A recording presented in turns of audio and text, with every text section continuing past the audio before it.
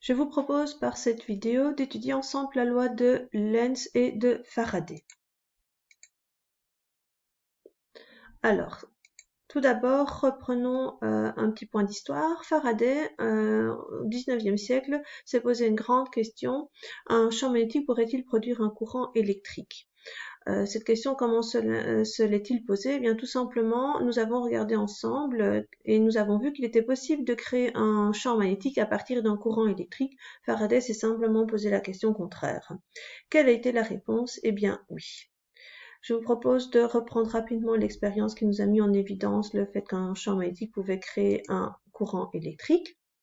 La voici. Donc vous avez votre bobine qui est le solénoïde que l'on va appeler l'induit. Je joue également avec un aimant qui est l'inducteur et la bobine est reliée à un voltmètre pour mesurer la présence éventuelle d'un courant électrique à partir d'une différence de potentiel. S'il y a une différence de potentiel, eh bien cela veut dire qu'un courant circule dans le conducteur ici, dans le solénoïde. Alors, lorsque j'approche le solénoïde, l'aimant, pardon, l'inducteur, eh bien, ou que je l'éloigne, vous voyez très bien que ça chipote ici, ça bouge. Vous avez une différence de potentiel qui apparaît. Relançons.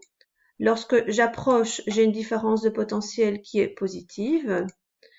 Et lorsque j'éloigne, j'ai une différence de potentiel négative. Cette différence de potentiel, qu'elle soit positive ou négative, marque la présence d'un courant qui circule dans l'induit, dans le solénoïde.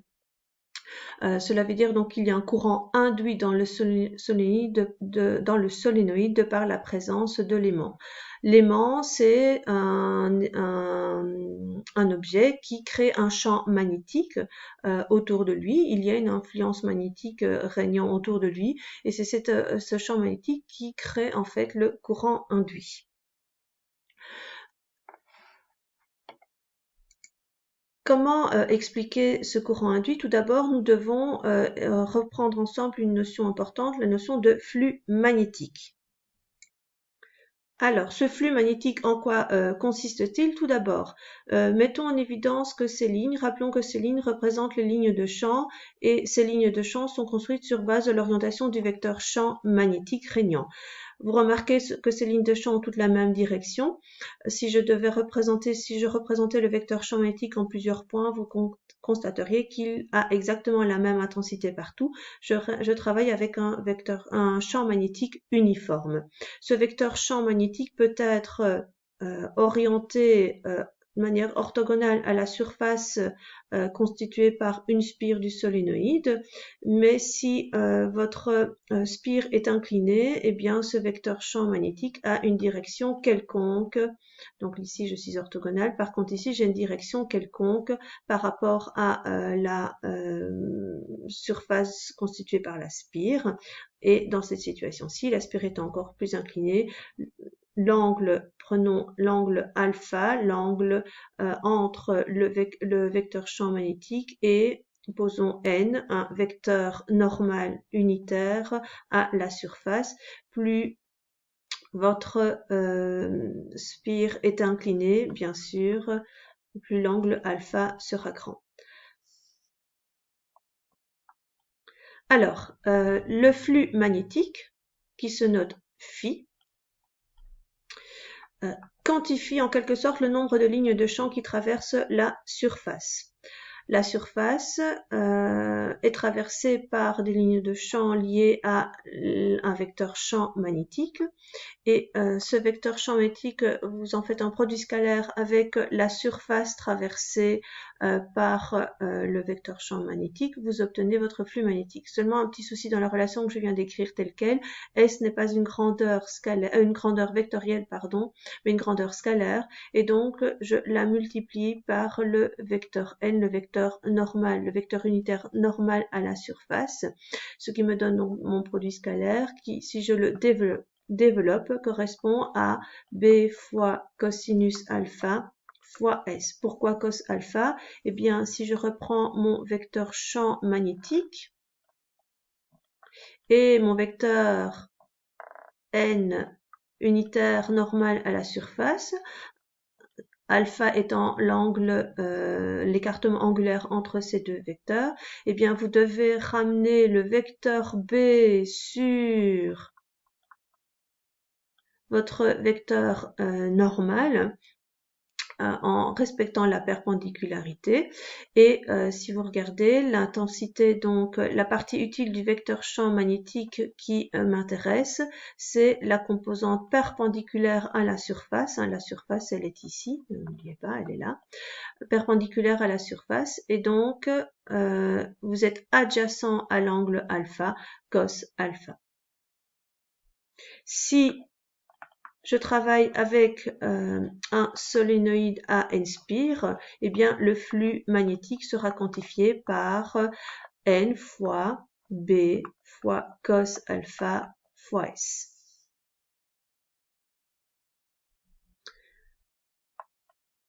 Alors, reprenons brièvement l'expérience. Voici une simulation qui reprend votre aimant. Autour de l'aimant règne un champ magnétique qui est symbolisé par vos petites boussoles élémentaires. Si j'approche une boussole un peu plus grande, je la déplace dans le voisinage de l'aimant. Vous remarquez que le pôle nord, qui est l'extrémité rouge de la boussole, pointe toujours vers le pôle sud de l'aimant. Et donc, si vous reliez les différentes boussoles, vous obtenez des lignes de champ. Maintenant, si je déplace l'aimant, eh bien, vous remarquez que vous avez la lampe s'allume, ça remplace le voltmètre en fait, hein. Et donc la lampe s'allume lorsque j'avance, lorsque je rapproche ou lorsque j'éloigne l'aimant du solénoïde. L'aimant, je vous rappelle qu'il s'agit de l'inducteur, le solénoïde l'induit.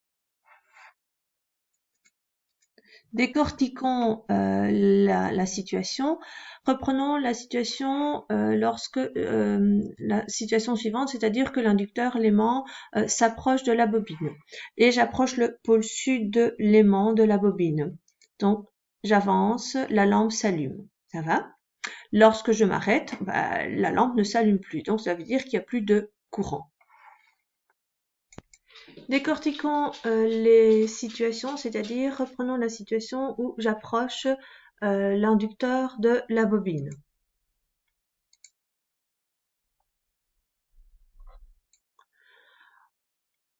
À l'intérieur de la bobine se trouve donc un aimant qui a une influence dans son voisinage, c'est-à-dire vous y retrouvez un champ magnétique.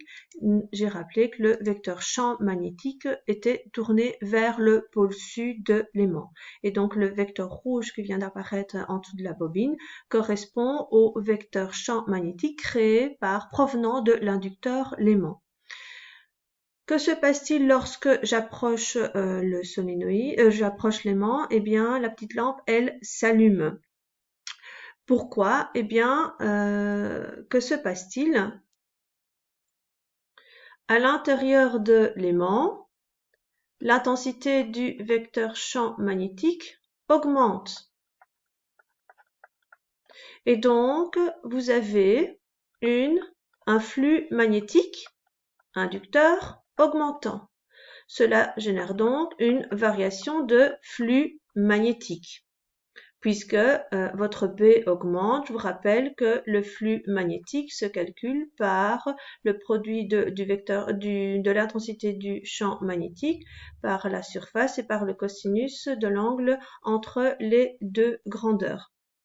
Et donc, si B augmente, phi augmente, et donc vous avez une variation de flux magnétique. Eh bien, que se passe-t-il au niveau de l'induit? Eh bien, il va s'opposer à cette modification. Comment s'opposer? Eh bien, avant, il n'y avait rien, il n'y avait pas de champ magnétique. Eh bien, il va créer un champ magnétique. Ce champ magnétique doit s'opposer à ce qui lui arrive, c'est-à-dire à l'apparition d'un champ magnétique rouge B provenant de l'aimant. Et donc, dans l'induit, apparaît un champ magnétique inducteur, là aussi vous avez une intensité qui va augmenter progressivement, mais avec un vecteur champ magnétique qui sera dans le sens opposé au vecteur champ magnétique de l'inducteur. Alors, s'il y a ce champ magnétique, on a vu précédemment que s'il y a un champ magnétique, cela veut dire qu'il y a un courant. C'est le courant induit. Alors, dans quel sens sera ce courant induit dans la bobine? Eh bien, vous devez reprendre la règle de votre main droite. Et donc, en appliquant la règle de la main droite, le courant va tourner dans ce sens-là. Bien sûr, vous devez prendre en considération le vecteur champ magnétique induit, l'orientation du vecteur champ magnétique pour trouver le sens du courant I dans votre bobine. Si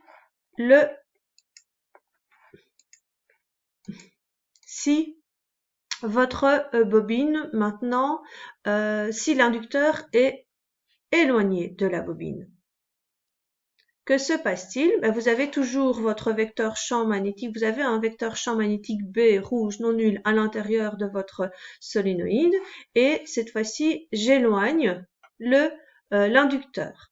Que se passe-t-il? Donc le champ magnétique provenant de l'inducteur, cette fois-ci il va diminuer en intensité. Ce qui donne donc une diminution de votre flux magnétique et donc une variation de flux magnétique qui cette fois-ci est négative. Dans la situation précédente, elle était positive. Que se passe-t-il au niveau de l'induit? Eh bien, au niveau de l'induit, comme l'aimant se retire, le vecteur champ magnétique provenant de l'inducteur disparaît progressivement. Eh bien, même chose, le solénoïde va s'opposer à cette modification en créant un champ magnétique identique à ce qui vient de disparaître, c'est-à-dire un vecteur champ magnétique va apparaître orienté dans le même sens que votre vecteur champ magnétique inducteur. Et donc, dans l'induit, vous avez un vecteur champ magnétique inducteur induit qui apparaît. Et ce vecteur champ magnétique induit est là si vous avez bien sûr l'apparition d'un courant induit. Alors, dans quel sens ce courant induit circule-t-il dans la bobine? Et donc, quelle est la loi de Lenz? Eh bien, le sens du courant induit est tel qu'il donne naissance à un champ magnétique induit qui s'oppose à la variation de flux qui lui a donné naissance. Donc, la loi de Lenz permet de trouver le sens du courant induit lorsqu'un inducteur fait varier une des caractéristiques qui est celle du vecteur champ magnétique. En tout cas, c'est ce que je vous ai montré jusqu'à présent. Abordons maintenant ensemble la loi de Faraday. Alors, la loi de Faraday, en quoi consiste-t-elle? Eh bien, reprenons tout d'abord quelques notions que l'on vient de voir. Quand y a-t-il un courant induit? Eh bien, lorsqu'il y a modification de l'intensité du vecteur champ magnétique, ça je vous l'ai remontré ici avec l'expérience, mais vous avez également une modification, un courant induit lorsqu'il y a une modification de l'orientation du vecteur champ magnétique. Alors, ce n'est pas que ces seules deux modifications possibles. Vous pouvez également modifier la surface traversée par les lignes de champ. Regardez la petite manipulation qui continue de défiler. Eh bien, lorsque je modifie la surface traversée par les lignes de champ, eh bien, vous avez une intensité qui est différente, une intensité lumineuse au niveau de l'ampoule qui est différente. Celle-ci, vous avez une intensité qui est moindre. Au niveau de l'ampoule, on voit très bien que l'éclairage est moins important, c'est moins lumineux, une intensité lumineuse moindre lorsque la surface traversée est plus petite. Logique, puisque pour qu'il y ait un courant induit, il faut une variation de flux magnétique et un flux magnétique se calcule par le produit du vecteur champ magnétique, produit scalaire du vecteur champ magnétique et de la surface traversée par les lignes de champ. Vous modifiez soit le vecteur B, soit ceci, c'est-à-dire la surface traversée par les lignes de champ. ce qui me permet d'énoncer la loi de Faraday. S'il y a un courant, s'il y a une tension, ça veut dire qu'il y a un courant est relié à une tension, et donc la différence de potentiel induite moyenne ou tension induite moyenne ou force électromotrice induite moyenne, on en a parlé ensemble en classe, est égale à l'opposé de la variation du flux inducteur à travers ce circuit par unité de temps, tel que vous obtenez